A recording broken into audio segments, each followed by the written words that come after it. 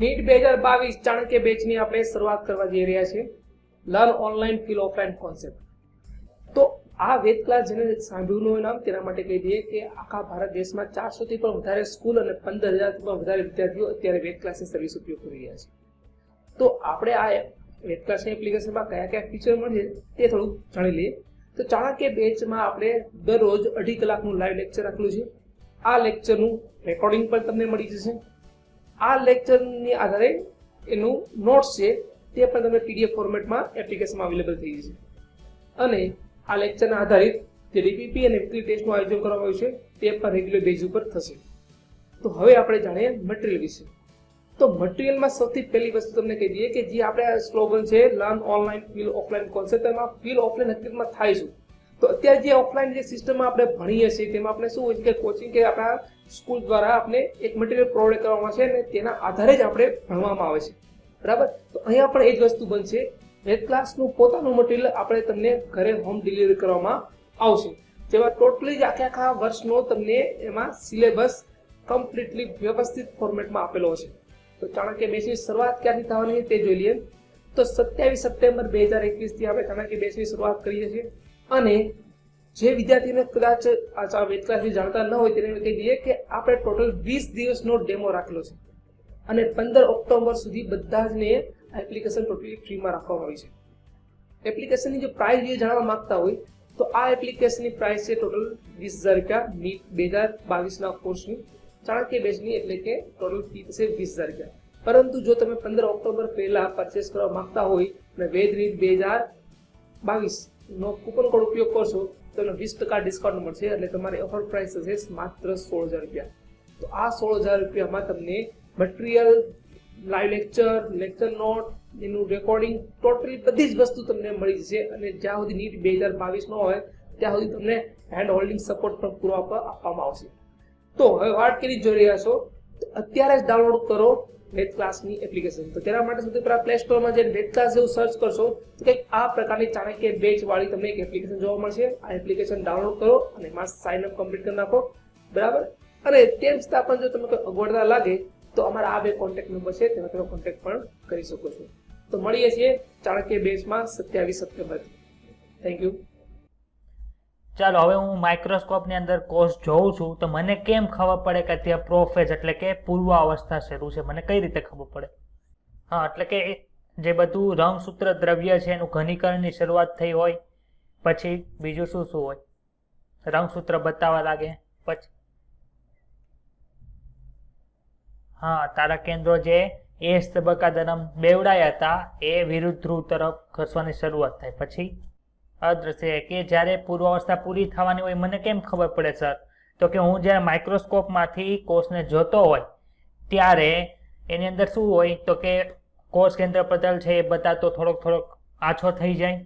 પછી જે બધી અંગિકાઓ છે એ બધી દૂર થતી હોય એટલે કે વિલુપ્ત થતી હોય એવું જોવા મળે છે. અહીંથી આગળ આપણે આજે શરૂ કરવાના છીએ. તો આજે આપણે શું ભણવાના છે તો કે આજે આપણે મેટાફેઝ ભણવાના છે, એનાફેઝ અને ટીલોફેઝ એટલે કે ભાજના અવસ્થા એટલે મધ્ય અવસ્થા કહેવાય. એના પછી ભાજનોત્તર અવસ્થા અને ભાજના અંતિમ અવસ્થા, જે અલગ અલગ નામ છે એ શું છે, એની અંદર કેવી અવસ્થાની અંદર એટલે કઈ પ્રક્રિયા થાય એ આપણે આજે જોવાના છે. એના પછી આપણે અર્ધીકરણ પણ આજે શરૂ કરવાના છીએ. ચલો આપણે બે તબક્કા જોઈએ તો કાર્યોકાઇનેસિસ અને સાયટોકાઇનેસિસ જોયું. તેમાંથી કાર્યોકાઇનેસિસ ક્યારે થાય અને સાયટોકાઇનેસિસ ક્યારે થાય? કોષ વિભાજનની શરૂઆત છે એ શેનાથી થાય છે? કાર્યોકાઇનેસિસ થી થાય છે કે પછી સાયટોકાઇનેસિસ થી થાય છે? કોણ કહે છે? હા, કેરિયોકાઇનેસિસ થી શું થાય છે તો કે કાર્યોકાઇનેસિસ થી આપણા કોષ વિભાજનની શરૂઆત થઈ હતી. અને સાયટોકાઇનેસિસ થી શું થયું હતું કે સાયટોકાઇનેસિસ થી આપણા કોષ વિભાજન છે એ પૂર્ણ થાય છે. તો આપણે અત્યારે શું ભણી રહ્યા છે, કાર્યોકાઇનેસિસ કે સાયટોકાઇનેસિસ? કાર્યોકાઇનેસિસ આપણે અત્યારે ભણી રહ્યા છીએ. તો એમાંથી કાર્યોકાઇનેસિસ નો જે એમ તબક્કો જે આવે છે એ એમ તબક્કાની અંદર બીજો તબક્કો છે કે મેટાફેઝ, એ અત્યારે ભણવાના છે. મેટાફેઝ ને શું કહેવાય છે તો કે મધ્ય અવસ્થા તરીકે ઓળખવામાં આવે. સર આપણે પ્રોફેઝની અંદર એવું ભણ્યા હતા કે પ્રોફેઝનો જ્યારે અંત હોય છે ત્યારે શું થાય છે તો કે પ્રોફેઝના અંતમાં આ રીતનો આપણો કોષ હોય અને એ કોષની અંદર જે કોષ કેન્દ્ર પટલ હોય છે એ વિલુપ્ત થતું આપણને જોવા મળે છે.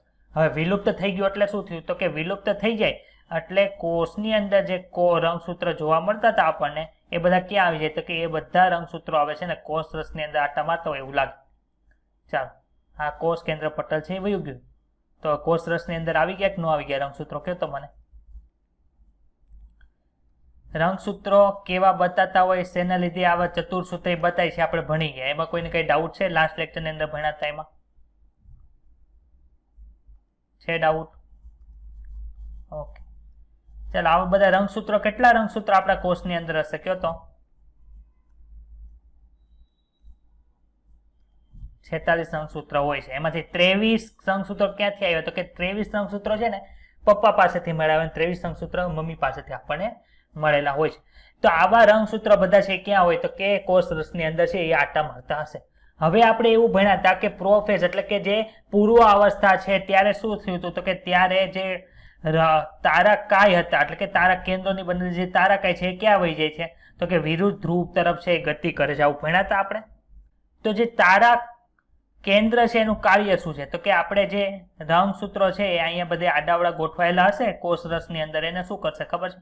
તો કે રંગસૂત્રની અંદર આપણને એવી રચના જોવા મળે છે જેને સેન્ટ્રોમિયર કહેવાય છે, અને સેન્ટ્રોમિયર ઉપર બે બીબ આકારની રચના પણ જોવા મળે છે જેને શું કહેતા હતા કયો તો? આપણે રેડ કલરથી દોરવું એ શું છે? તો કે રેડ કલરથી તમે દોરો છો સર, એ સેન્ટ્રોમિયર છે.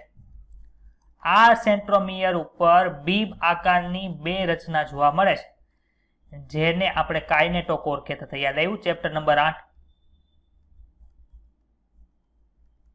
કાઇનેટોકોર નું કામ શું છે? તો કે કાઇનેટોકોર છે એની સાથે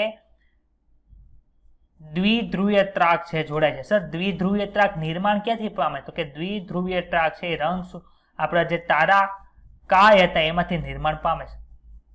ચલો, બતાય બધા દ્વિધ્રુવીય ત્રાક કે નથી બતાતી? બતાય છે. તો દ્વિધ્રુવીય ત્રાક છે એ રંગસૂત્ર સાથે શેનાથી જોડાય કયો તો?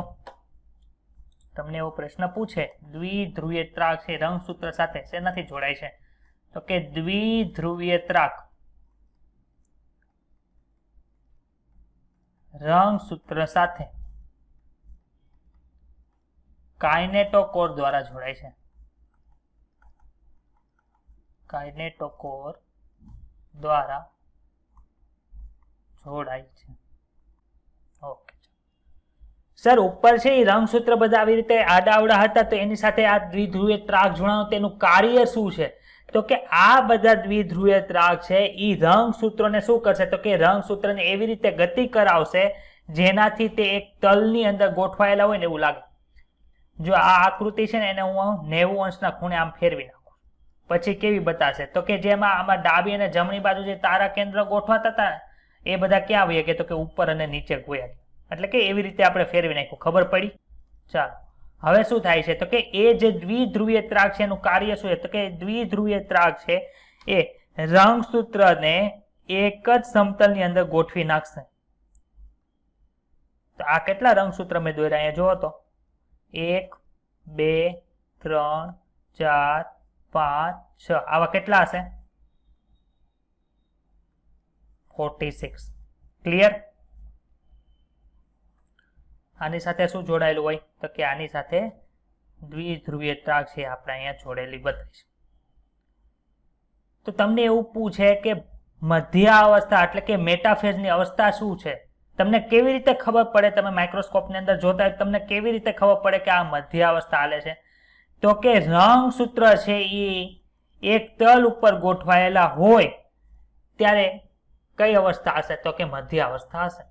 ને જે આ તલ ઉપર ગોઠવાય છે કે જે આ સમતલ ઉપર ગોઠવાય છે એને શું કહેવાય છે? તો કે એને ભાજનતલ તરીકે ઓળખવામાં આવે છે. સર, મધ્ય અવસ્થામાં બીજી કઈ કઈ પ્રક્રિયા થાય છે? તો કે મધ્ય અવસ્થાની અંદર આ બધા જ રંગસૂત્ર છે એ કેવા થઈ ગયા હોય? તો કે મધ્ય અવસ્થાની અંદર આ બધા રંગસૂત્ર છે એ સંપૂર્ણપણે ઘટ થઈ ગયા હોય છે. સંપૂર્ણપણે ઘટ થઈ ગયા હોય છે. આથી શું થાય? તેથી દરેક રંગસૂત્રને સ્પષ્ટપણે જોઈ શકાય છે.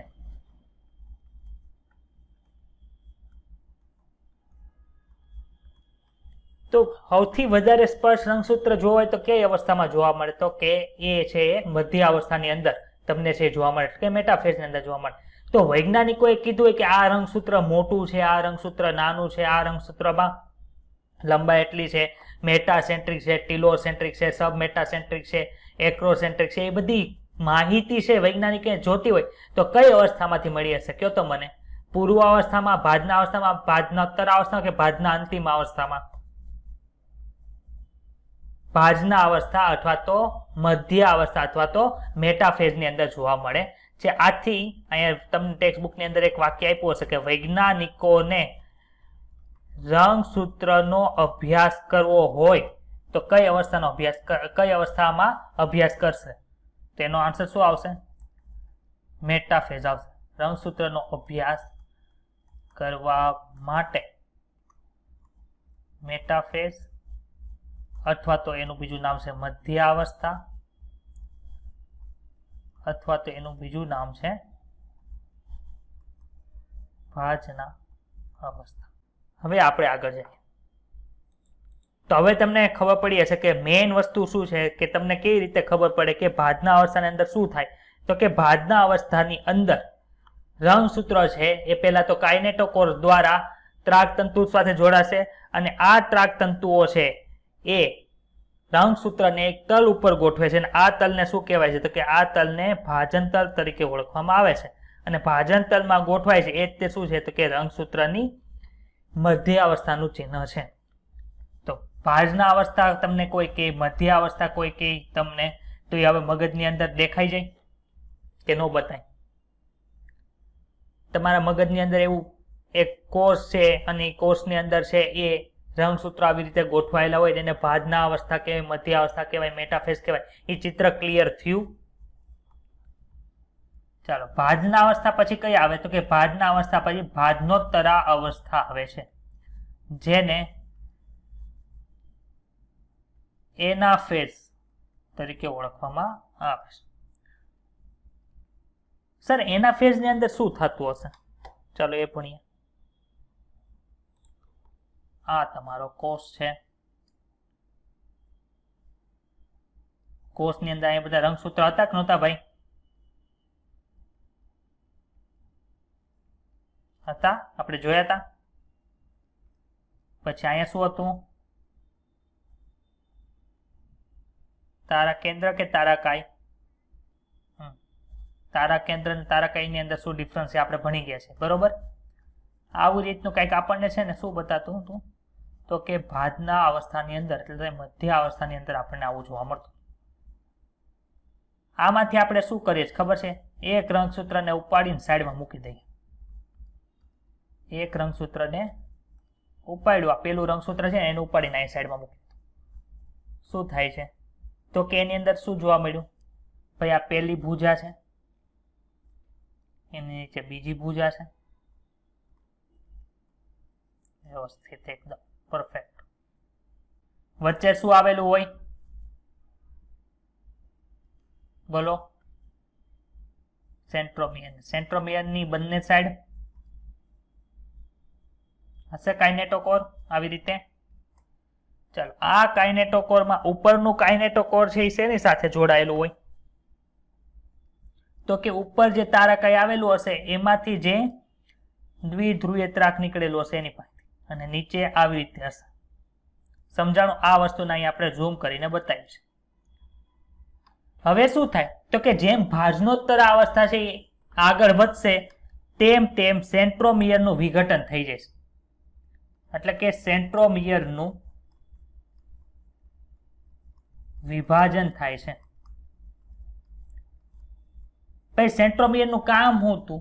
તો કે સર સેન્ટ્રોમિયર છે એનું કાર્ય આપણે તો 8મા ચેપ્ટરમાં ભણ્યા કે સેન્ટ્રોમિયર છે બંને ભુજાઓને એટલે કે રંગસૂત્રિકા 1 અને રંગસૂત્રિકા 2 કે જે રંગસૂત્રિકા 1 ની કોપી છે ને આપણે રંગસૂત્રિકા 2 કીધી હતી એને જોડી રાખવાનું કામ કરે છે. હવે સેન્ટ્રોમિયરનું વિભાજન જ થઈ જાય તો શું થાય? તો કે રંગસૂત્રિકા 1 અને 2 છે દૂર થઈ જાય, અલગ પડી જાય. આ બંને અલગ પડી જાય કે ન પડી જાય મને કહો તો. પછી શું થશે તો કે એક રંગસૂત્રિકા છે એ ઉપર જશે અને એક રંગસૂત્રિકા છે એ નીચે લઈ જાય. ભાઈ કોણ લઈ જાય તો કે દ્વિધ્રુવીય ત્રાક છે એ લઈ જશે. એટલે થશે કેવું તો કે આ રીતનું આપણને છે એ જોવા મળશે.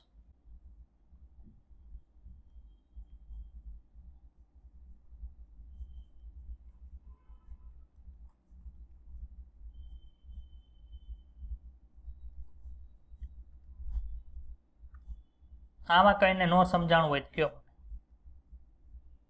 સમજાય છે એટલી વસ્તુ? જો તો આમાં ભુજાવાળો ભાગ છે એ ધ્રુવ તરફ છે કે કાઇનેટોકોર વાળો? માનો કે આ ઉપરની જે રંગસૂત્રિકા છે એને ધ્યાનમાં લ્યો તો કાઇનેટોકોર વાળો ભાગ છે એ ધ્રુવ તરફ છે કે પછી ભુજાવાળો ભાગ? સર પેલા એ તો કયો ધ્રુવ કોણ છે? તો કે આ ધ્રુવ કહેવાય, આ એ ધ્રુવ કહેવાય. આ છે એને ભુજાવાળો ભાગ કહેવાય. અને ઉપરની સાઈડ જે આ ભાગ જોવા મળશે એને શું કહેવાય તો કે કાઇનેટોકોર બાજુનો ભાગ. કયો ભાગ છે એ ધ્રુવ તરફ છે મને કયો? કાઇનેટોકોર વાળો ભાગ છે આગળ. હવે તમે કોઈ પણ વસ્તુ છે માનો કે નાની એવી થેલી હોય અને વચ્ચેથી તમે આમ ફોલ્ડ કરો પછી વચ્ચેથી પકડીને આમ કરો તો તમારા હાથ દ્વારા જે ભાગ ખેંચાયેલો છે એ કયો હશે તો કે જે ભાગ છે થેલીનો જે ભાગ મારા હાથ સાથે તો કે મારી આંગળી સાથે જે પકડાયેલો છે એ ભાગ આગળનો હોય, આગળની સાઈડ હોય એટલે કે મારા હાથ બાજુ હશે. અને પાછળ કયો ભાગ હશે તો કે થેલીની જે બંને બાજુ છે એ રીતે નોર્મલી છે વસ્તુ. તો એવી રીતે તમારા ટેક્સ્ટ બુકમાં એવું લખ્યું હશે કે બંને રંગસૂત્રિકાઓ છૂટી પડે છે પછી કાઇનેટોકોર વાળો ભાગ છે એ ધ્રુવ તરફ રહે છે અને ભુજા વાળો ભાગ છે એ પાછળની બાજુ રહે છે. ખબર પડી? સર હવે આ રંગસૂત્રિકાઓનું થાય શું એ તો કયો? તો રંગસૂત્રિકાઓ છે એ આ એક રંગસૂત્રિકા એક કોષની અંદર જશે, આ બીજી રંગસૂત્રિકા છે એ બીજા કોષની અંદર જશે અને શું કરશે તો કે ત્યાં આ જ રંગસૂત્રિકા છે એ એક રંગસૂત્ર તરીકે વર્તે છે.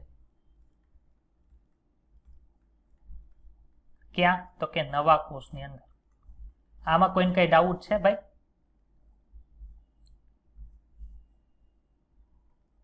આપણે જ્યારે પહેલો લેક્ચર ભણ્યા હતા ને ત્યારે કીધું હતું કે એક કોષનું રંગસૂત્ર હોય કેવું હોય તો કે એક રંગકોષ એક ડીએનએ માંથી એ ડીએનએ ના એક તાતણામાંથી રંગસૂત્ર આવું બને. આવું કીધું તું કે નહોતું કીધું? હવે સમજાણું કે આ કેમ કીધું તું? ક્લિયર એટલી વસ્તુ? ચાલો હવે છેલ્લો તબક્કો છે ભાઈ. કયો તબક્કો છે? કોનું નામ યાદ છે? ચોથો તબક્કો એમ ફેઝ નો ટેલોફેઝ અથવા તો અંત્યાવસ્થા અથવા તો ભાજનાંતિમા અવસ્થા. ભાજનાંતિમા અવસ્થા અથવા તો અંત્યાવસ્થા તરીકે ઓળખવામાં આવે છે. ઇંગ્લિશમાં શું કહેવાય એને? ટીલોફેઝ તરીકે ઓળખવામાં આવે. તમે ગુજરાતી કરશો તો તમારે ભાજના અંતિમા અવસ્થા યાદ રાખવું પડશે, અંત્ય અવસ્થા યાદ રાખવું પડશે. ઇંગ્લિશ કરશો તો ખાલી ટીલોફેઝ યાદ રાખવું પડશે. સર ટીલોફેઝ ની અંદર શું થાય તો કે આપણે એના ફેઝ ની અંદર તો આવું જોયું હતું. કેવું જોયું હતું તો કે રંગસૂત્રિકા છે આવી રીતે ગોઠવાયેલી હતી.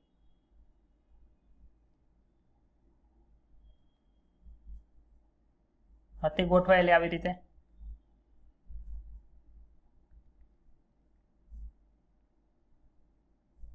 કે નહોતી? સર આવી રીતે જ ગોઠવાયેલી હતી. આ કાઇનેટોકોર્સની સાથે જોડાયેલા ત્રાકતંતુ. અહીંયા શું હતું? તારા કાય. હવે શું થાય તો કે આ ત્રાકતંતુઓ છે ને એ નાના નાના થતા જાય એટલે શું થાય તો કે આ બધા રંગસૂત્રિકાઓ છે ઉપરની બાજુ ને આ બાજુની રંગસૂત્રિકાઓ છે આ બાજુ આવતી છે.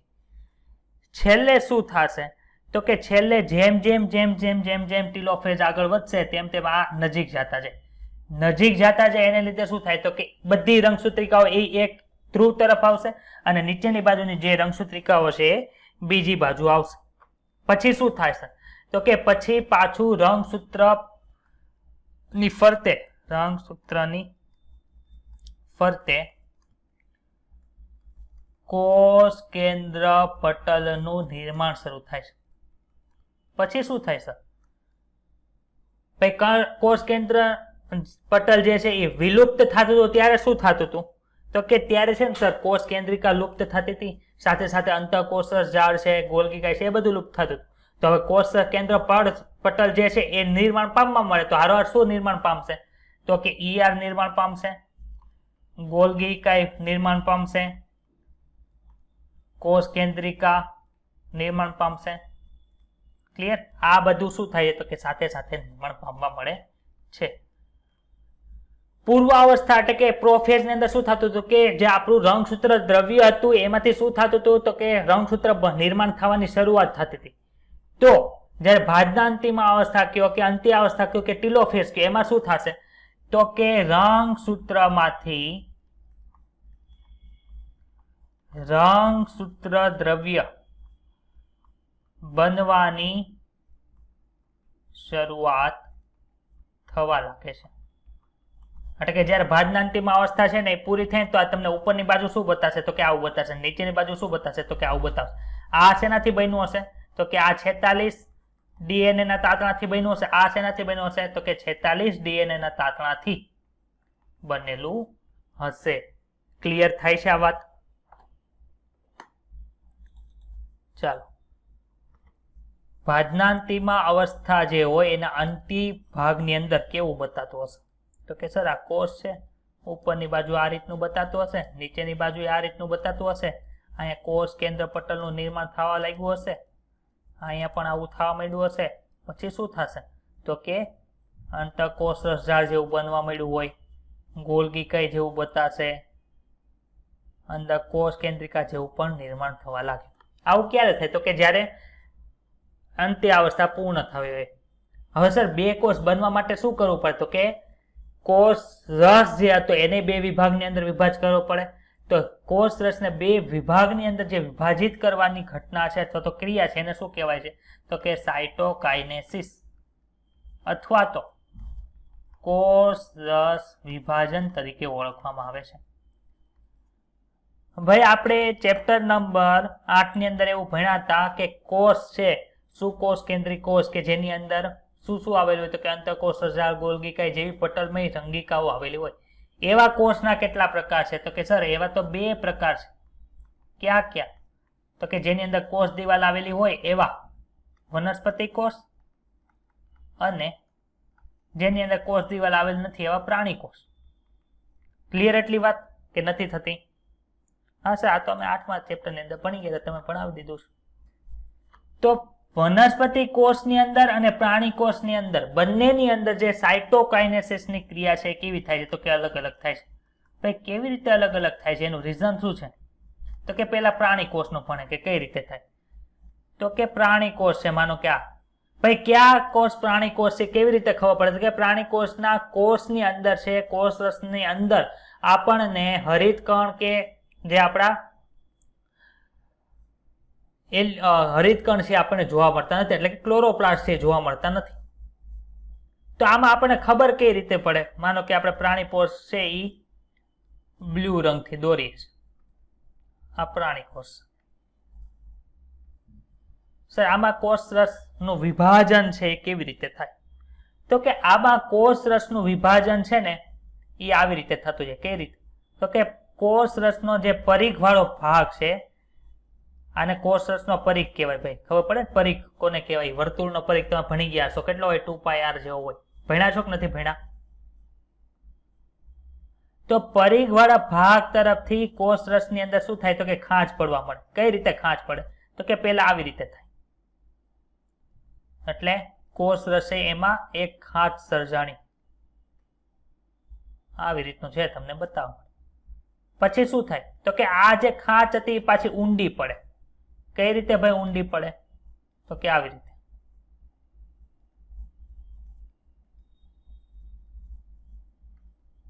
આ રીતે ઊંડી પડી.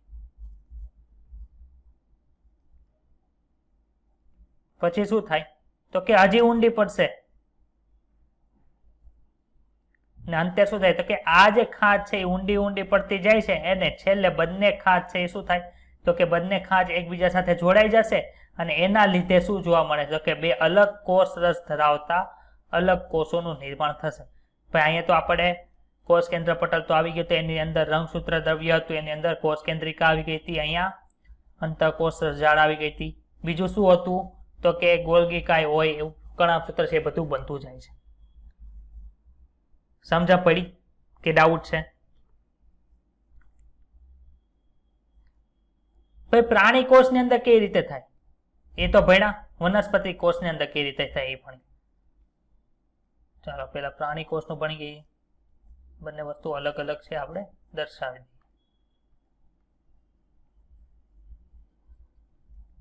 ડાબી બાજુ હેનથી લખ્યું છે તો કે પ્રાણી કોષથી લખી નાખવાય પ્રાણી કોષ. જમણી બાજુ શેનાથી કરવાના છે તો કે વનસ્પતિ કોષથી કરવા. અહીંયા વનસ્પતિ કોષ, વનસ્પતિ લીલા કલરની હોય એટલે વનસ્પતિ કોષનો લીલા કલર. ચાલો આ છે આપણો વનસ્પતિ કોષ. ભાઈ સર પહેલા તમે એ તો કે બંનેની અંદર અલગ અલગ રીતે થવાની કારણ શું છે? વનસ્પતિની અંદર થશે ક્યાંથી તો કે વનસ્પતિની અંદર કોષ વિભાજન થવાની શરૂઆત છે કેન્દ્રમાંથી થાય છે. કેન્દ્રમાંથી થાય છે એટલે શું થાય તો કે કેન્દ્રમાં આવી એક તકતી બનશે. જ્યારે બે કોષ બની જાય પછી, એટલે કે બે કોષ કેન્દ્રનું નિર્માણ થઈ જાય પછી આ તકતીમાંથી પછી આ જે કોષ રસ વિભાજન છે પરિઘ તરફ જવા માંડે છે. એટલે કે અહીંથી આવી રીતે થાય. એટલે બંને કોષ છે. તમે વનસ્પતિ કોષની અંદર ને પ્રાણી કોષની અંદર જે કોષ રસ સ્તર અથવા કોષ રસ વિભાજન થાય છે એનું જો કઈ રીતે થાય. આમાં ક્યાંથી શરૂઆત થઈ હતી ભાઈ? પ્રાણી કોષની અંદર શરૂઆત ક્યાંથી થઈ? પરિઘ તરફથી. રેડી? પરિઘ તરફથી ક્યાં જાય છે તો કે કેન્દ્ર તરફ જાય છે. ત્યારે વનસ્પતિ કોષની અંદર કેમ થયું? ક્યાંથી શરૂઆત થઈ? વનસ્પતિમાં તો કેન્દ્રમાંથી થઈ, ત્યાંથી ક્યાં જાય છે તો કે પરિઘ તરફ જાય છે. સર આવું થવાનું કારણ શું છે? ભાઈ આનું થવાનું કારણ એ છે, આવું થાય છે શું કામે તો કે વનસ્પતિ કોષની અંદર શું આવેલું હોય તો કે કોષ દિવાલ આવેલી હોય. આ કોષ દિવાલને લીધે શું થાય છે તો કે આ કોષ દિવાલને લીધે કોષ રસ વિભાજન છે એ પરિઘ તરફથી થઈ શકતું નથી. તો ભાઈ ક્યાંથી થાય છે તો કે આપણા જે કોષ કેન્દ્ર હોય છે, એટલે કે સોરી કોષનું કેન્દ્ર હોય છે ત્યાંથી થાય છે. તમારા ડાયાગ્રામ બુકની અંદર આવી એક આકૃતિ આપેલી હશે.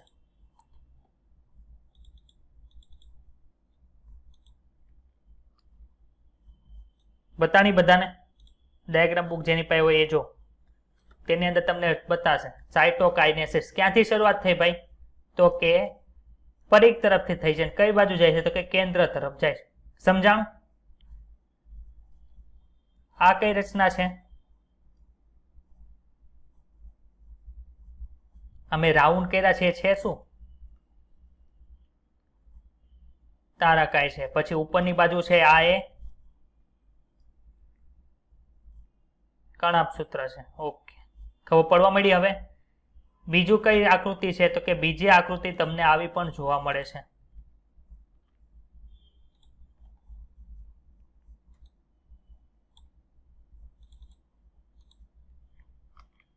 બતાણી કોની છે? પ્લાન્ટ સેલની છે. એની વચ્ચે જો સેલ પ્લેટ જોવા મળે છે. બતાને સેલ પ્લેટ વચ્ચે, ને એમાંથી શું થાય તો કે કેન્દ્રથી પરિઘ તરફ છે એ કોષ રસ સ્તરનું વિભાજન થાય છે. કોષ રસનું વિભાજન થાય અને કોષ રસ સ્તર એટલે કે કોષ રસ પટલ બને છે. એને ફરતે પાછી શું બનશે તો કે કોષ દિવાલ પણ બનશે. તો અહીંયા તમારું સમભાજન છે એ પૂરું થાય છે. સમભાજન એટલે શું તો કે સમાન રીતે વિભાજન કરે એને સમભાજન કહેવાય. માતૃ કોષ એટલે કે જેમાંથી બે બાળ કોષોનું નિર્માણ થાય છે એ કોષોની અંદર જેટલા ડીએનએ ના તાતણા હોય એટલા ડીએનએ ના તાતણા છે એ કોષની અંદર પોગાડ હોય તેને સંભાજન તરીકે ઓળખવામાં આવે છે. હવે આપણે થિયરી જે છે એ જોઈએ. ચાલો અહીંયા છે, હું આ થોડીક વાર ઘાટું કરી નાખું છું. કઈ અવસ્થા બતાવી તમને કહો તો? આ ઉપર છે કઈ અવસ્થા બતાવી છે?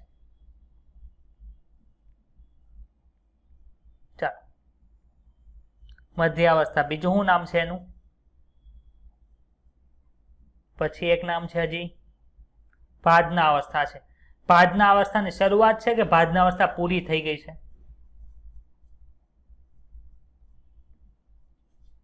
શરૂઆત છે. ભાજના અવસ્થાની શરૂઆતની અંદર આપણને આવું જોવા મળે છે. ચાલો નીચેની આકૃતિ છે એ શું છે?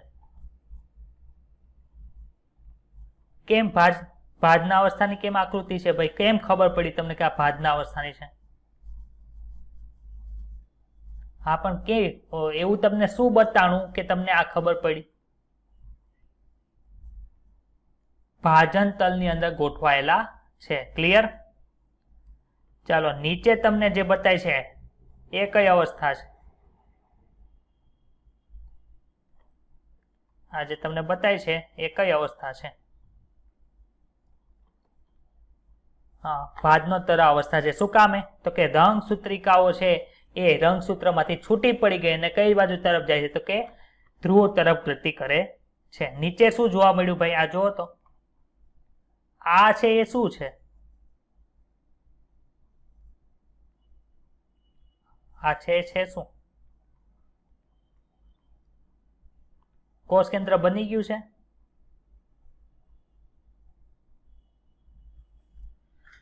એની અંદર શું છે?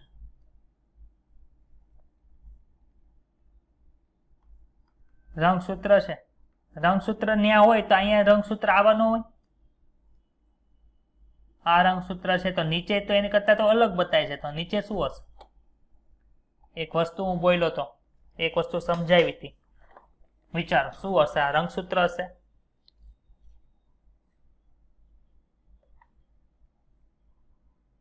હા, પણ છે શું? રંગસૂત્ર દ્રવ્ય છે. ખબર પડી? સ્વતંત્ર અસ્તિત્વ ગુમાવે છે એટલે શું કર્યું તમે? સુટકેસની અંદર માનો કે તમે તમારી હોસ્ટેલમાં ગયા, હોસ્ટેલમાં વેકેશન પડ્યું એટલે તમે બધા તમારા કપડા કેવા ભર્યા? સુટકેસની અંદર ભર્યા. હવે ઘરે પોગી ગયા. હવે હું સુટકેસની અંદર કપડા પડ્યા રાખશો? તો કે નહીં સર, અમે એ કપડા કાઢીને અમારા કબાટની અંદર મૂકશો. એટલે કે રંગસૂત્ર દ્રવ્ય છે એ રંગસૂત્ર તરીકે હતા, હવે શું થાય છે? તો કે રંગસૂત્ર વિખાઈ જાય ને શેમાં રૂપાંતરિત થઈ જાય છે? તો કે રંગસૂત્ર દ્રવ્ય તરીકે રૂપાંતરણ પામે છે. ખબર પડી?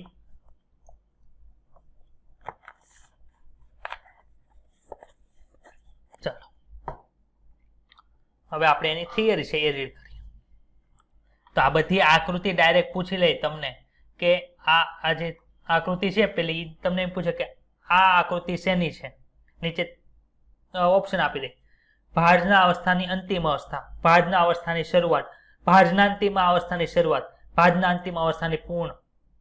શું આવે? ભાજના અવસ્થાની શરૂઆત આવે. આવી રીતના જ પૂછે, બીજું કઈ હોય નહીં. ચાલો, ભાજના અવસ્થા કોને કહેવાય? તો કે કોષ કેન્દ્ર પટલના સંપૂર્ણ વિઘટન થયા બાદ સમવિભાજનની બીજી અવસ્થાની શરૂઆત થાય છે. આ અવસ્થામાં રંગસૂત્ર છે એ કોષના કોષરસમાં ફેલાઈ ગયા.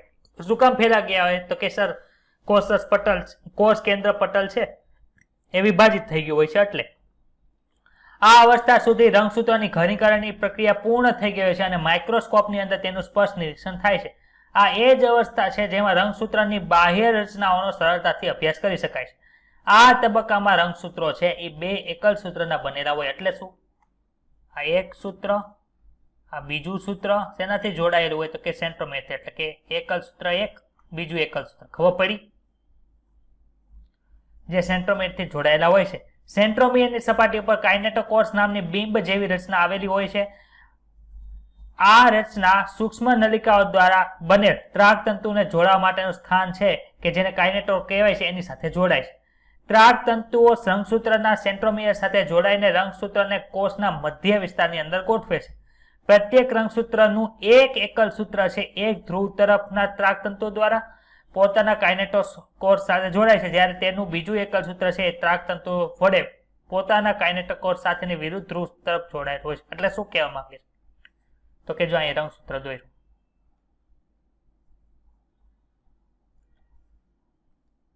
આમાં કેટલા સેન્ટ્રોમિયર હોય ભાઈ? હા, સેન્ટ્રોમિયર એક હોય. કાઇનેટોકોર બે હોય, એક આ બાજુ, એક આ બાજુ. ઉપર દોરો. ચાલો, ઉપર તરફનું એકલ સૂત્ર છે એ કેની સાથે જોડાય છે? જોઈએ. ચાલો, શું લખ્યું છે? ત્રાગતંતુઓ રંગસૂત્રના સેન્ટ્રોમિયર સાથે જોડાઈને રંગસૂત્રના કોષમાં ગોઠવે છે. પ્રત્યેક રંગસૂત્રનું એક એકલ સૂત્ર, માનો કે ઉપર એક ધ્રુવ તરફ ત્રાક તંતુ દ્વારા પોતાના કાઇનેટિક કોષ સાથે જોડાય છે. એટલે કે એક ધ્રુવ તરફ તારા કેન્દ્ર સાથે પોતાના કાઇનેટિક કોષ સાથે જોડાય. પછી શું થાય છે? જ્યારે તેનું બીજું એકલ સૂત્ર, એટલે કે આ બીજું એકલ સૂત્ર છે એની વાત થાય છે. ત્રાક તંતુ વડે પોતાના કાઇનેટિક કોષ સાથે, આ ત્રાક તંતુ છે એની સાથે પોતાના કાઇનેટિક કોષ સાથે, જેની સાથે ઉપરનું જોડાયેલું છે એની વિરુદ્ધ જગ્યાએ જોડાય છે. ખબર પડી કે નથી ખબર પડી? ઓકે, આને શું કહેવાય? મધ્ય અવસ્થાની ઓળખ તરીકે ઓળખવામાં આવે છે. અને મધ્ય અવસ્થામાં જે તલ ઉપર રંગસૂત્ર ગોઠવાય તેને મધ્ય અવસ્થા પટ્ટિકા તરીકે અથવા તો ભાજન તલ કહેવાય છે. મુખ્ય વિશેષતા કઈ છે? તો કે ત્રાક તંતુઓ રંગસૂત્રના કાઇનેટિક કોષ સાથે જોડાયેલા હોય છે. રંગસૂત્ર બંને ધ્રુવ પર રહેલા ત્રાક તંતુઓ દ્વારા મધ્ય અવસ્થા પટ્ટિકા અથવા તો વિષુવવૃત્તીય તલ એટલે એને જ કહેવાય છે. અને ભાજન તલ કહો તો એને જ કહેવાય. એક વસ્તુને ત્રણ નામ કીધા.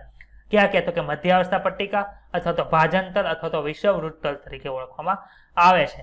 આને શું કહેવાય છે? મધ્ય અવસ્થા પટ્ટિકા. ભાજનોત્તર અવસ્થા એટલે એનાફેસ. કોને કહેવાય એનાફેસ? તો કે ભાજનોત્તર અવસ્થાની શરૂઆતમાં મધ્ય અવસ્થા પટ્ટિકા તરફ ગોઠવાયેલ રંગસૂત્રના જે સેન્ટ્રોમિયર છે એ વિભાજિત થાય છે. રંગસૂત્રિકાઓ છૂટી પડી અને કોષ વિભાજન બાદ નવા બાળ કોષ કેન્દ્રનું રંગસૂત્ર બનશે. ખબર પડી કે ન ખબર પડી? પેલા રંગસૂત્ર આપણે આને કહેતા હતા. હવે આ બંને એકબીજા સાથેથી વિભાજિત થઈ ગઈ, એટલે કે એક આ છૂટું પડ્યું અને નીચે છે એ આ છૂટું. તો આ શું કરશે? તો કે બાળકોષ 1 બનશે, એનું રંગસૂત્ર બનશે. અને આ નીચેનું છે શું બનશે? તો કે બીજા નંબરનું બાળકોષ હશે એનું રંગસૂત્ર બનશે. ખબર પડી? આ છૂટી પડેલ રંગસૂત્રિકાઓ વિરુદ્ધ ધ્રુવ તરફ સ્થાનાંતરિત થવાની શરૂઆત કરે છે. જ્યારે પ્રત્યેક રંગસૂત્ર મધ્યાવસ્થા પટ્ટિકાથી ઘણા દૂર જવા લાગે છે ત્યારે પ્રત્યેક રંગસૂત્રના સેન્ટ્રોમિયર પોતાના ધ્રુવોની બાજુ તરફ હોય છે અને રંગસૂત્રોને ધ્રુવો તરફ દોરે લઈ જાય છે. સેન્ટ્રોમિયર છે કઈ બાજુ હોય? તો કે ધ્રુવ તરફ હોય છે. ખબર પડી? સેન્ટ્રોમિયર વાળો ભાગ છે અહીંયા છે, અહીંયા છે, અહીંયા છે, અહીંયા છે. કઈ બાજુ છે? તો કે ધ્રુવ તરફ. ઉપરની બાજુ સેન્ટ્રોમિયર વાળો ભાગ અહીંયા, અહીંયા, અહીંયા, અહીંયા. કઈ બાજુ છે? ધ્રુવ તરફ. અને સાથે સાથે ભુજાઓ પણ તેની પાછળ પાછળ આવે છે, એટલે કે પાછળના ભાગમાં ભુજાઓ. ભાજનોત્તર અવસ્થાની અવસ્થા વિશિષ્ટતાઓ કઈ કઈ છે? તો કે રંગસૂત્ર સેન્ટ્રોમિયરનું વિભાજન અને રંગસૂત્રિકાઓનું અલગીકરણ છે એવું તમને પૂછે કઈ અવસ્થા દરમિયાન થાય છે? તો કે ભાજનોત્તર અવસ્થા દરમિયાન થાય છે. અને રંગસૂત્રિકાઓ છે એ વિરુદ્ધ ધ્રુવ તરફ કઈ અવસ્થા દરમિયાન ગતિ કરે છે? તો કે એ પણ ભાજનોત્તર અવસ્થા દરમિયાન અથવા તો એનાફેસ દરમિયાન થાય છે.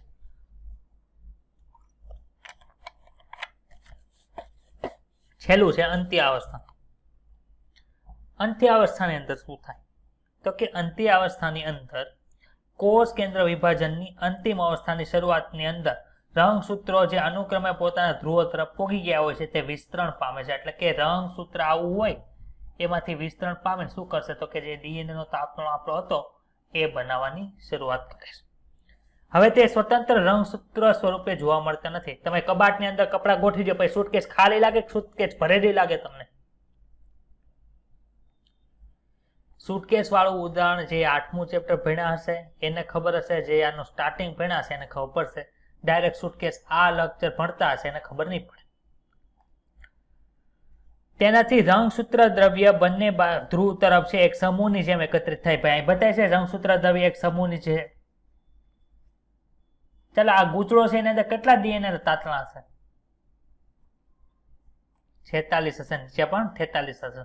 આ અવસ્થાની મુખ્ય વિશેષતાઓ કઈ કઈ છે? તો કે રંગસૂત્ર છે વિરુદ્ધ ધ્રુવ તરફ એકત્રિત થઈ ગયા હોય પછી શું થાય? તો કે સ્વતંત્ર ઓળખાણ ગુમાવી દે છે, એટલે કે રંગસૂત્ર દ્રવ્ય તરફ થઈ જાય છે. અને પ્રત્યેક ધ્રુવ તરફ રંગસૂત્ર સમૂહની આજુબાજુ છે કોષ કેન્દ્ર પટલનું નિર્માણ થાય છે, જે બે બાળ કોષ કેન્દ્ર બનાવશે. કોષ કેન્દ્રિકા, ગોલ્ગી પ્રસાધન અને ઈઆર નું પુનઃનિર્માણ થાય છે. સાયટોકાઇનેસિસ એના પછી. ભાઈ આંતરાવસ્થા એટલે શું? તો કે ભાઈ કોષ કેન્દ્ર થઈ ગયું, કોષ કેન્દ્ર પછી કાર્યોકાઇનેસિસ એટલે કે કોષ કેન્દ્ર વિભાજનને જ કાર્યોકાઇનેસિસ કહેવાય. પછી એની આજુબાજુ શું થયું? તો કે સાયટોકાઇનેસિસ પણ થઈ ગયું. સાયટોકાઇનેસિસ થઈ ગયું એટલે બે કોષ અલગ અવસ્થામાં વયા ગયા. એને શું કહેવાય છે? આંતરાવસ્થા. તો ભાઈ આ આંતરાવસ્થાના કોષ છે તો આ G1 ની અંદર હશે, S માં હશે, G2 ની અંદર હશે? કોણ કહે છે? કેવું? હજી આનું કોષ રસ વિભાજન પૂરું થયું છે અને બે નવા બાળકોષ જન્મ લ્યા તો એ G1 ની અંદર ગયા, S ની અંદર ગયા કે G2 ની અંદર ગયા? જીવનની અંદર ગયા છે. Okay, good. દ્વિગુણન પામેલ રંગસૂત્રોની બાળ કોષ કેન્દ્રોમાં વહેંચણી કરવી એ માત્ર છે કેરિયોકાઇનેસિસની પ્રોસેસ એના દ્વારા પૂરી થતી નથી, પરંતુ કોષ પોતાની જાતે કોષરસ વિભાજનથી ઓળખાતી એક બીજી પ્રક્રિયા દ્વારા બે બાળ કોષોમાં વિભાજન પામે છે, ત્યારે જ કોષ વિભાજન પૂરું થાય. પ્રાણી કોષમાં કોષ વિભાજન કોષરસ પટેલમાં એક સંકોચન એટલે કે ખાંચ દ્વારા બને છે, જે પરિઘથી કેન્દ્ર તરફ સતત ઊંડી બનતી જાય છે, અને બંને તરફની ખાંચો છે જ્યારે એકબીજા સાથે જોડાય છે ત્યારે કોષનો કોષરસ એ બે ભાગોની અંદર વિભાજિત થઈ જાય છે. આમાં ડાઉટ છે કોઈને? ઓકે. વનસ્પતિ કોષો જે લગભગ સ્થિતિસ્થાપક કોષ દિવાલથી ઘેરેલા હોય છે, એટલે તેમાં કોષરસ વિભાજન બીજી ભિન્ન પ્રક્રિયા દ્વારા થાય છે. કઈ રીતે થાય? તો કે વનસ્પતિ કોષોમાં કોષરસ વિભાજન કેન્દ્રસ્થ વિસ્તારથી શરૂ થાય છે અને બહાર તરફ એટલે કે પરિઘ તરફ જઈને પૂર્ણ થાય છે. શું કામ આવું થયું અને કેના દ્વારા થયું? તો કે પૂર્વ સ્થિત જે પાર્શ્વ કોષ દિવાલ સાથે જોડાઈને બને છે. એટલે કે શું થયું? તો કે આ કોષ અહીંથી શરૂઆત થઈ અને અહીંથી આમ જાય છે, તો આ બાજુ અને આ બાજુ શું હોય? ઉપર હોય અને નીચે હોય છે. કોષ દિવાલ તો બંને બાજુ આખા 3D ની અંદર સ્ટ્રક્ચર આપણે દર્શાવ્યું યાદ આવે છે? આવું સ્ટ્રક્ચર યાદ આવ્યું કોઈને કોષનું? આપણે કીધું હતું 3D માં આવું બતાય. યાદ આવે છે કે નથી આવતું?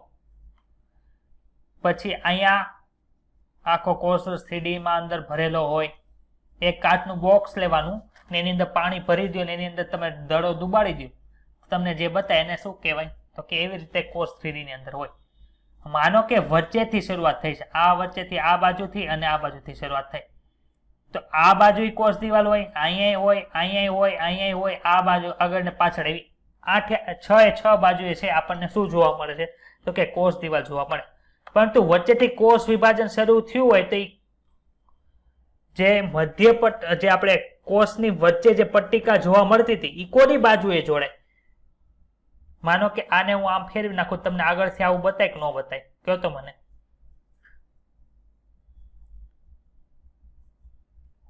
તમે તમારી બુક છે એ બુકને આ રીતે કરો, આ બુકને તમે આ રીતે કરી નાખો, તમને આ એક જ ભાગ બતાય કે આખી બુક બતાય છે? કહો તો મને.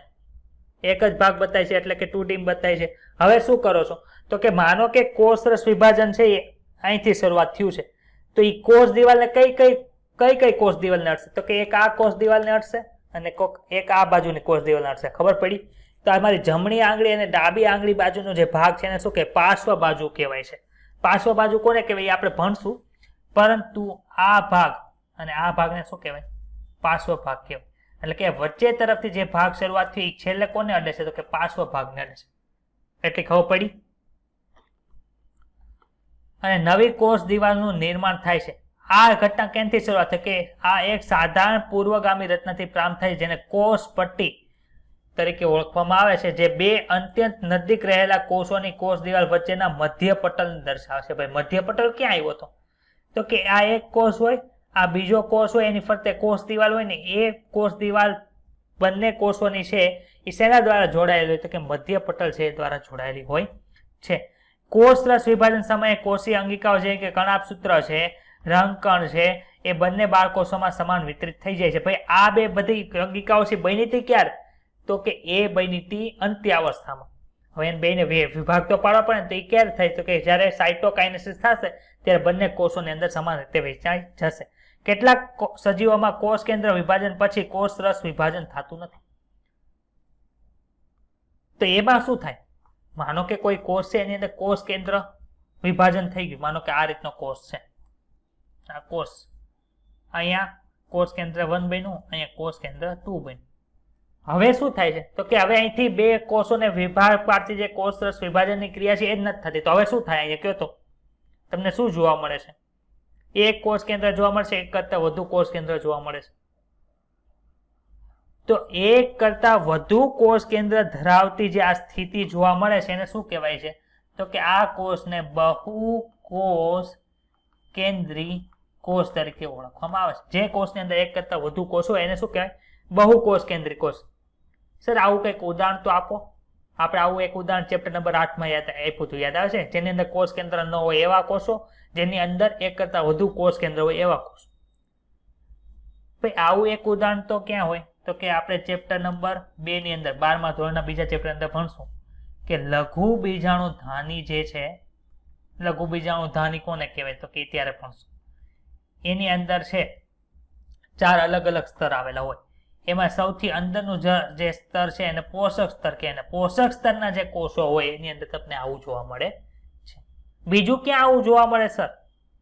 તો કે તમે બધા નારિયેળનું પાણી પીધું છે ત્રોફાની અંદર. તેમાં જે નારિયેળનું પાણી છે એ શું છે? તો કે નારિયેળનો ભ્રૂણપોષ. આ નવો શબ્દ છે ભ્રૂણપોષ, પણ ભ્રૂણપોષની આખી થિયરી છે એક પેજ, એ આપણે 12મા ધોરણમાં ભણશું. અત્યારે ખાલી યાદ શું રાખવાનું છે? તો કે નાળિયેરનો જે ભ્રૂણપોષ હોય, નાળિયેરનો ભ્રૂણપોષની અંદર પણ તમને આવું જોવા મળે છે. જે આ બહુકોષ કેન્દ્રી કોષ છે એનું એક વિશેષ નામ છે જેને સિન્સિટિયમ તરીકે ઓળખવામાં આવે છે. એ નામ યાદ રાખજો, સિન્સિટિયમ. SYNCYTIUM. સિન્સિટિયમ તમારી ગુજરાતી ટેક્સ્ટબુક ની અંદર લખેલું નથી, પરંતુ બહુકોષ કેન્દ્રી જે વર્ડ છે એને ઇંગ્લિશની અંદર સિન્સિટિયમ તરીકે ઓળખવામાં આવે. પૂછી શકે. ચલો ભાઈ, સમભાજનનું મહત્વ શું છે હવે આપણે ભણો. ભાઈ સમભાજનનું મહત્વ એટલે શું? તો કે આ સમભાજન થાય છે એનું અગત્યતા શું છે? તો ભાઈ અગત્યની અંદર શું શું આવે? તો કે તમારે આ કોષો છે એની અંદર રંગસૂત્ર દ્રવ્યની માત્રા છે જાળવી રાખે છે. એક કોષોમાંથી 2 કોષ થાય, 2 માંથી 4 થાય, 4 માંથી 8 થાય, 8 માંથી 16 થાય, 16 માંથી 32 થાય. એમાં બધાની અંદર શું થાય છે? તો કે માહિતી છે એ જાળવી રાખે છે સર. એ સારી વાત કહેવાય, ખરાબ વાત કહેવાય? સારી વાત કહેવાય ને. એટલે એને શું કહેવાય? સમભાજનનું મહત્વ તરીકે ઓળખવામાં આવે છે. બીજા ક્યાં ક્યાં મહત્વ છે એ જોઈએ. ચાલો, સમભાજનનું બીજું નામ સમસૂત્રણ, સમસૂત્રી ભાજન કહેવાય છે, આપણે ભણી ગયા. એ દ્વિકીય કોષો પૂરતું મર્યાદિત છે, છતાં પણ કેટલીક નિમ્ન કક્ષાની વનસ્પતિઓ અને કેટલીક વસાહતી કીટકોમાં એકકીય કોષો છે એ સંભાજન દ્વારા છે વિભાજન પામે છે. આ કઈ નિમ્ન કક્ષાની વનસ્પતિઓ છે? તો કે લીલ છે.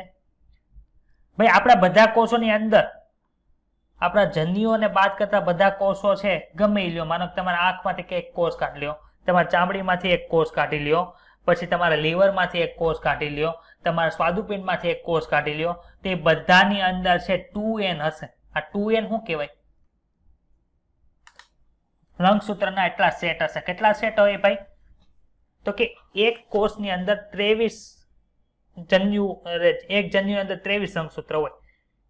એ કાં તો માનો કે શુક્રકોષ હોય તો એ શુક્રકોષ બધા જે છે કોના દ્વારા મળે? તો કે પિતા દ્વારા મળ્યા. અંડકોષ હોય તો કોના દ્વારા મળ્યા? તો કે માતા દ્વારા મળ્યા. ખબર પડી? તો એને શું કહેવાય? તો કે એની અંદર ખાલી એક રંગસૂત્રનો આખો સેટ છે.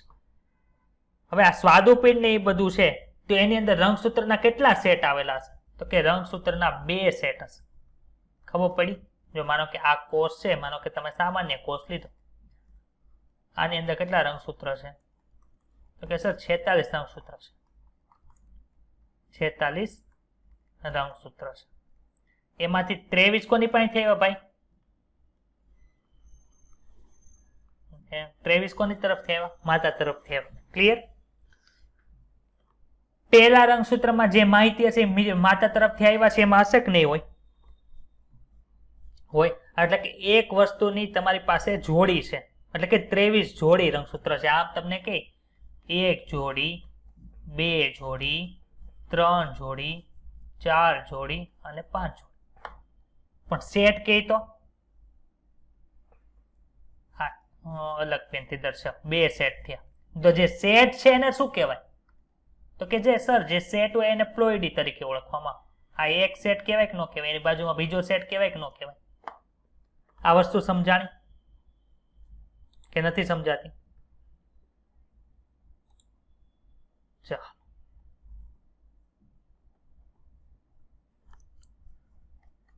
સમભાજનનું સજીવમાં મહત્વ શું છે તે સમજવું આવશ્યક છે. વનસ્પતિ છે તો આપણા ગમે એ કોષ ઉપાડો તો એમાં 2n 2n 2n બધા છે, પરંતુ લીલ હોય કોઈ પણ લીલના 3 પ્રકાર છે. હરિત લીલ, બ્રાઉન એટલે કે ભૂખરી લીલ, રાતી લીલ, એમાંથી એક લીલનો તમે કોષ લ્યો તો ઈ કોષની અંદર તમને શું જોવા મળશે? તો કે એની અંદર છે ને એક જ સેટ આવેલો હોય. કેટલા સેટ આવેલા હોય? તો ખાલી એક જ સેટ આવેલો હોય. તેને શું કહેવાય છે? તો કે એને એકકીય કોષ કહેવાય. ને આપણો કોષ છે એને શું કહે? 2n છે એટલે એને દ્વિકીય કોષ તરીકે ઓળખવામાં આવે. ખબર પડી એટલી વસ્તુ? સમભાજન દ્વારા નિર્માણ પામેલ દ્વિકીય બાળકોષોમાં સમાન આનુવંશિક દ્રવ્ય હોય. આપણે જેટલા કોષોની અંદર વિતરિત કર્યું એ બધાની અંદર પિતા આપણે કે જે માતૃ બાળકોષ હતું, માતૃકોષ હતો, એમાંથી જેટલા બાળકોષ બને એ બધાની અંદર સમાન રંગસૂત્ર દ્રવ્ય હતું કે અલગ અલગ હતું? આપણે જે ઉપર જે કોષ માનો કે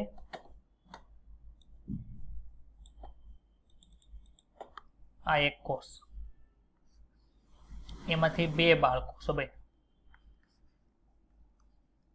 હવે આની અંદર 46 તાતણા હતા તો આની અંદર 23 આવ્યા 46 આવ્યા? એ કયો તો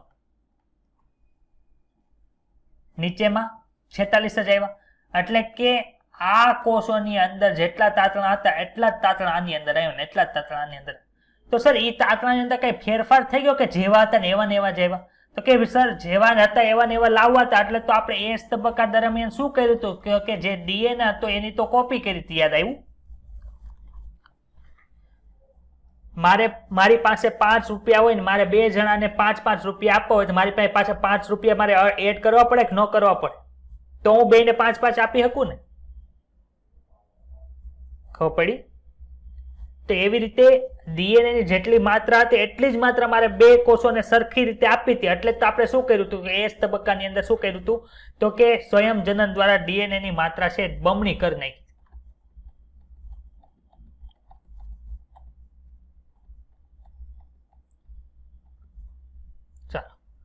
બહુકોષી સજીવોમાં વૃદ્ધિ છે સંભાજન દ્વારા થાય છે. આપણે બધા જૈનમાં ત્યારે એક કોષના બનેલા હતા જેને ફલિતાંડ કહેતા હતા. અને અત્યારે આપણા શરીરની અંદર કરોડો કોષો છે. તો એટલા બધા એક કોષમાંથી કરોડ કોષ બન્યા કઈ રીતે? તો કે સંભાજન દ્વારા બન્યા. કોષીય વૃદ્ધિના પરિણામ સ્વરૂપે કોષ કેન્દ્ર અને કોષ રસની વચ્ચેનું પ્રમાણ છે અસંતુલિત થઈ જાય છે. એટલા માટે એ જરૂરી થઈ જાય છે કે કોષ છે કોષ વિભાજન પામીને કોષ કેન્દ્ર અને કોષ રસના પ્રમાણને જાળવી રાખે છે. સર આ લાઈક કઈ સમજણી નહીં? તો આવું આપણે સમજ્યા હતા. અત્યારે એટલામાં નિયંત્રિત થાય છે. જેવું કોષ વૃદ્ધિ પામશે એટલે કોષ રસની માત્રા વધી ગઈ. કોષ રસની માત્રા વધી એટલે શું થાય? એને નિયંત્રણ એટલામાં કરવું પડે કે ન કરવું? કોષ કેન્દ્ર જેટલું હતું એટલું રહ્યું, પણ કોષ રસની માત્રા વધી ગઈ એટલે કે એને શું થવા મળ્યું? નિયંત્રણ કરવામાં મુશ્કેલી પડવા મળી. એનું જ બીજું નામ શું લખ્યું છે અહીંયા? તો કે કોષ કેન્દ્ર અને કોષ રસનું પ્રમાણ છે એ અસંતુલિત થઈ. તો હવે શું કરતા હતા કે કોષ રસ ને કોષ કેન્દ્રનું જે અનિયંત્રિત માત્રા થાય એને સમાન માત્રા કરવા માટે તમે કોષ વિભાજન કરી નાખો એટલે થઈ જાય છે. સમભાજનનો સૌથી મહત્વનો ફાળો છે કોષના સમારકામનો છે. કઈ રીતે? માનો કે તમને કોઈ વસ્તુ વાગી જાય છે પછી ત્યાં રૂઝ આવે છે. ખબર છે? રૂઝ નામ સાંભળ્યું છે?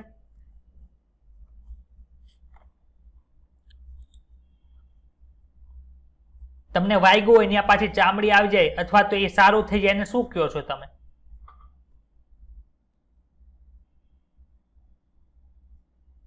સાંભળ્યું છે? પિનલબેન તમે? ડોક્ટર પિનલ, ડોક્ટર પૂજા, ઓકે ક્લાસની અંદર છો ને? સોઈ નથી ગયા ને? તો ઈ રૂજ આવે છે થાય છે કે ના લીધે? તો કે રૂજ આવે એટલે કે માનો ક્યાંય વાગ્યું છે એટલે શું થયું? તો કે ત્યાં જે અધિચ્છદના કોષો હોય અથવા તો ત્યાં જે કોષો હશે એ બધા કંઈક દૂર થઈ ગયા. તો હવે ત્યાં પાછા કોષ તો લાવવા પડે. કોષ કોના દ્વારા ઉમેરાય છે? તો કે ત્યાં જે કોષો હશે એ બધા કોષ વિભાજન પામી અને સમ વિભાજન દ્વારા ત્યાં કોષોનો ઢગલો કરી દે છે. એના લીધે શું થાય છે? તો કે આપણા રૂજ આવી જાય છે એવું કહીએ છીએ. અધિચ્છદનું સૌથી બહારનું પડ હોય, માનો કે તમે કોઈ વસ્તુ ખાધી છે તો શું થાય? તો કે ત્યાં ઘસારો થાય એટલે અન્નનળીનું સૌથી અંદરનું લેયર છે જે આપણે શ્લેષ્મ સ્તર જેને કહો છો તમે, મ્યુકોઝલ લેયર કહો છો, એ ઘસાતું જાય. તો ત્યાં બધા કોષો છે જો ઘસાય જ રાખે તો એ ઘસાઈ જાય. અધશ્લેષ્મ સ્તર ઘસાઈ જાય, એવું બધું ઘસાઈ જાય. તો ત્યાં ઘસારો ન લાગે એટલે શું કહે? ત્યાં નવા કોષો ઉમેરાવા પડે. તો એ કોના દ્વારા થાય છે? તો કે એ પણ આ સમ વિભાજન દ્વારા છે એ કોષો રચે છે. રુધિર કોષો પણ સતત બદલાય કરે છે. આરબીસી છે તો એ કેટલું થાય તો કે આરબીસી 120 દિવસે નાશ પામે છે. તો નવા આરબીસી તમારે ત્યાં લાવવા પડે તો અસ્થિ મજ્જાની અંદર સતત કોષ વિભાજન થતું જાય, નવા આરબીસી છે એ બનતા જાય છે. હવે આપણે વનસ્પતિની વાત કરીએ, આ કોની વાત કરીએ તો કે સજીવની અંદર, કોના પ્રાણીની અંદર. વનસ્પતિની અંદર શું થાય, વનસ્પતિની હાઈટ માનો કે એક નાનો છોડવો લીધો ને એમાંથી વૃક્ષ બને તો હાઈટ એટલી ને એટલી રહે છે કે વધે છે. તો એ કોને લીધે વધી તો કે વર્ધનશીલ પેશી આવશે. જે કોષ વિભાજન વનસ્પતિની અંદર પામે એને વર્ધનશીલ પેશી કહેવાય. તો એ ટોચ ઉપર આવેલી હોય, મૂળના ટોચ ઉપર આવેલી એને અગ્રસ્થ વર્ધનશીલ પેશી કહેવાય. પાર્શ્વીય એધા કોને કહેવાય તો કે જે દ્વિદળી વનસ્પતિ છે એમાં જેના દ્વારા ઘેરાવો વધે છે એને પાર્શ્વીય એધા તરીકે, એટલે કે એમાં પાર્શ્વીય વર્ધનશીલ પેશી આવેલી હોય. એ આપણે ડિટેલની અંદર 6થા ચેપ્ટરની અંદર ભણવાના છે. તો આવી વર્ધનશીલ પેશીઓમાં સતત સમવિભાજન થાય છે, એને લીધે વનસ્પતિ જીવન છે એ જીવન પર્યંત છે વૃદ્ધિ કરે છે. તો અહીંયા આપણી જે સમવિભાજનનો જે પહેલો ટોપિક છે પૂર્ણ થાય છે. તો આમાં કોઈને કઈ ડાઉટ હોય તો એક વાર ટેક્સ્ટ બુકની અંદર તમે નજર કરી લ્યો, પછી આપણે આગળ વધીએ. ચલો હવે આપણે ભણવાનું છે અર્ધીકરણ. અર્ધીકરણની જરૂરિયાત શું કામ પડે ને ક્યાં હોય? ચલો આપણે સાદો કોષ હોય એમાં શું હોય છે તો કે માનો કે તમે તમારી ચામડીમાંથી એક કોષ ઉપાડો, માઇક્રોસ્કોપમાં જોવો છો, ધારો કે અત્યારે ભાજના અવસ્થા હાલતી હશે, તમને કેટલા કોષો બતાશે, અરે કેટલા રંગસૂત્ર બતાશે કયો તો અહીંયા?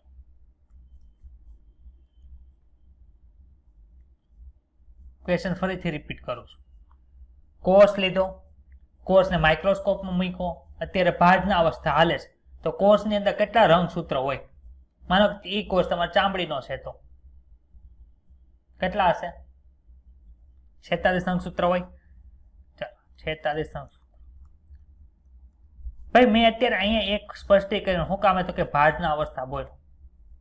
હું એવું બોલ્યો હતો કે અત્યારે છે એ S તબક્કો હાલે છે, તો આમાં કેટલા રંગસૂત્ર તમને બતાય છે? તો S તબક્કાની અંદર તમને રંગસૂત્ર બતાતા હોય? ન બતાતા. ક્લિયર? G2 તબક્કો હાલે છે, તમને કેટલા રંગસૂત્ર બતાશે? હોય રંગસૂત્ર? અત્યારે રંગસૂત્ર હોય જ ને, કેમ કે રંગસૂત્ર દ્રવ્ય સ્વરૂપે છે. ક્લિયર થઈ ગયું એટલું?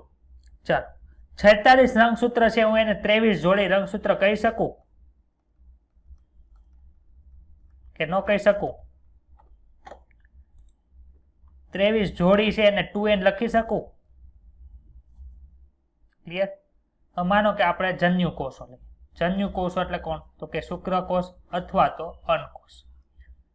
ભાઈ આપણે નાના ધોરણની અંદર એવું ભણી ગયા છે, આની અંદર કેટલા રંગસૂત્ર હોય? 23 રંગસૂત્ર હોય. એટલે કે એક સેટ છે. આની અંદર કેટલા સેટ છે ભાઈ તો કે આની અંદર 2 સેટ છે. સમાન લક્ષણ દર્શાવતા રંગસૂત્ર કેટલા છે તો કે 2 રંગસૂત્ર, 2 એવા રંગસૂત્રોની આખી સેટ છે કે જેના દ્વારા તમે એક લક્ષણ સમાન રીતે દર્શાવી શકો. માનો કે આંખનો કલર છે તો એ દર્શાવતો તમારા પિતાનું રંગસૂત્ર તમારી અંદર હશે ને એ દર્શાવતો તમારા માતાનું રંગસૂત્ર પણ તમારી અંદર હશે. અહીં આપણે 23 રંગસૂત્ર. એટલે કે શું કહેવાય છે તો કે આને n કહેવાય, આને દ્વિકીય કહેવાય, આને કેવું કહેવાય? એકકીય કહેવાય. ખબર પડી કે ન પડી? આમાંથી આમાં કોઈને કઈ ડાઉટ હોય તો બોલો. તો દ્વિકીય કોષને એકકીય કોષની અંદર જે રૂપાંતરણ કરવાની પ્રક્રિયા છે એને શું કહેવાય તો કે એને અર્ધીકરણ કહેવાય, એને મિયોસિસ પણ કહેવાય અને અર્ધસૂત્રી ભાજન પણ કહેવાય છે. ખબર પડી? ડાઉટ હોય તો બોલો. સર આની અંદર શું થાય આપણે હવે ભણવાનું છે. તો કે અર્ધીકરણની જે આખી પ્રોસેસ છે ને એને 2 વિભાગની અંદર વિભાજિત કરી છે. પહેલા તો આખી પ્રોસેસ થાય એને કઈ રીતે થાય તો કે અર્ધીકરણની પ્રોસેસ છે કઈ જગ્યાએ થાય? ભાઈ તમારે ચામડીનો કોષ એમાં અર્ધીકરણની પ્રોસેસ થાય? તમારા ચામડીના કોષની અંદર અર્ધીકરણની પ્રોસેસ થાય? જઠરના કોષની અંદર? તમારા મગજના કોષની અંદર? સર મગજના કોષો, જઠરના કોષો છે એમાં કઈ અર્ધીકરણની પ્રોસેસ થતી નથી. તો સર બીજા કોષો કે જેને આપણે જન્યુ કહે છે એ જન્યુના નિર્માણ માટે અર્ધીકરણની જરૂર શું કામે પડે છે? અર્ધીકરણની જરૂર શું છે? તો કે લિંગી પ્રજનનની અંદર શુક્રકોષ છે અને અંડકોષનું ફલન આપણે કરાવવાનું છે. હવે આ બે કોષોનું ફલન કરાવવાથી આપણે જોઈએ છે શું? તો કે આ બંને કોષોનું ફલન કરાવવાથી મારે જે પિતૃઓ છે એની જેવો કોષ જોવે. આ કોષ કોણ જેવો જોવે? કે જેનું શુક્રકોષ જોડાણ થયું છે, જેનું અંડકોષ જોડાણ થયું છે, એના જે શરીરની અંદર જેટલા કોષો હોય ને એટલા કોષો મારે આની અંદર જોવે. તો બે કોષોના ભેગા કરવાથી આપણને એકલા કોષો જોતા હોય તો આ બંને કોષો કે જેના ભેગા થવાથી આપણો મૂળ કોષ બનવાનો છે, તો એની અંદર રંગસૂત્રની સંખ્યા અડધી હોવી જોઈએ કે ન હોવી જોઈએ? આની અંદર 46 છે ને મારે કમ્પલસરી આ બે કોષોનું જોડાણ કરીને આ કોષ બનાવવાનો છે. તો મારે આ બે કોષોની અંદર કેટલા રંગસૂત્રો જોશે? તો કે 23 રંગસૂત્ર આમાં, 23 રંગસૂત્ર આમાં. એને લીધે શું થયું? તો કે આ કોષની પાસે 23 રંગસૂત્ર છે માતા તરફથી હશે ને 23 રંગસૂત્ર પિતા તરફથી. ખબર પડી કે નથી પડતી? સર આખી પ્રોસેસ કેવી રીતે હોય? તો કે માનો કે કોઈ કોષ, માનો કે આ કોષ છે, એનાથી તમારે શું બનાવવાનું છે? શુક્રકોષ બનાવવાનું. શું બનાવવાનું છે? અથવા તો આ કોષ છે એમાંથી મારે અંડકોષ બનાવવું છે. આને શું કહેવાય? સ્પર્મ કહેવાય. આને શું કહેવાય? Egg. You are now doctor છો બધા. તો મારે આમાંથી અહીંયા આ પ્રોસેસ થતી હોય તો ત્યાં થતું શું હશે? તો માનો કે અત્યારે કોષ જીવન અવસ્થાની અંદર છે. કેમાં છે? જીવન અવસ્થાની અંદર છે. હવે માનો કે ડિસાઈડ કર્યું કે મારે શું કરવાનું છે, તો કે મારે અર્ધીકરણ પામવાનું છે અથવા તો મારે જનન કોષો એટલે કે જન્યુઓ બનાવવાના છે. તો જીવન પછી શું આવે ભાઈ? કયો તો એ જ તબક્કો આવશે. એ જ તબક્કાની વિશેષતા શું છે? હા, એટલે કે સ્વયં જનન થાય. પછી શું આવે? આટલું આપણે ભણી ગયા કે નથી ભણ્યા?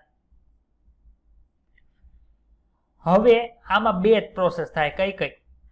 તો કે આની અંદર બે પ્રક્રિયા, એક આવશે અર્ધીકરણ 1 અને અર્ધીકરણ 2. અર્ધીકરણના બે ટાઈપ નથી, બે પ્રકાર નથી, પણ બે વિભાગ. વિભાગ અને ટાઈપ ની અંદર ખબર પડે કે ન પડે?